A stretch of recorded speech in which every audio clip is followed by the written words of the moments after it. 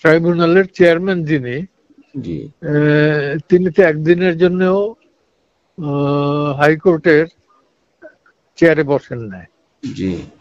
এবং so far my knowledge is concern, আমি রং কিনা জানি না, আমি শিওর না, তবে শুনছি যে উনি 5-6 বছর আগে নাকি রিটায়ার্ড করছেন অ্যাজ ডিস্ট্রিক্ট জাজ। তো 5-6 বছর আগে রিটায়ার্ড করলে পরে কিভাবে হাইকোর্টে নেন আমি জানি না। কোনো বাধা নাই, কিন্তু কনভেনশন না এটা।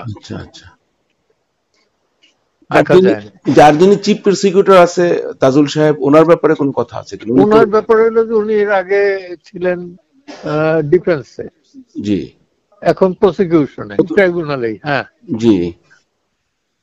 সেম ট্রাইব্যুনালেই উনি ছিলেন,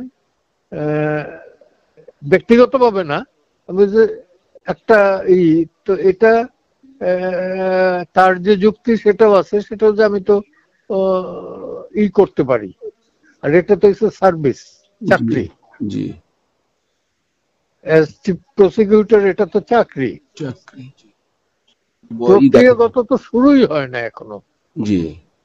তাড়াহুড়া দেখতেছি, যেটা আগেও ছিল সেটা হইলো যে আগেরটাও, যে কারণে আমি যাই না কখনো, সেটা হইলো যে যারা প্রসিকিউশনে থাকবে তারাই ইনভেস্টিগেট করবে, আর শুরু হয় না যেহেতু অবজারভেশনটা কি করবো, একটা তাড়াহুড়ার ভাব দেখতেছি।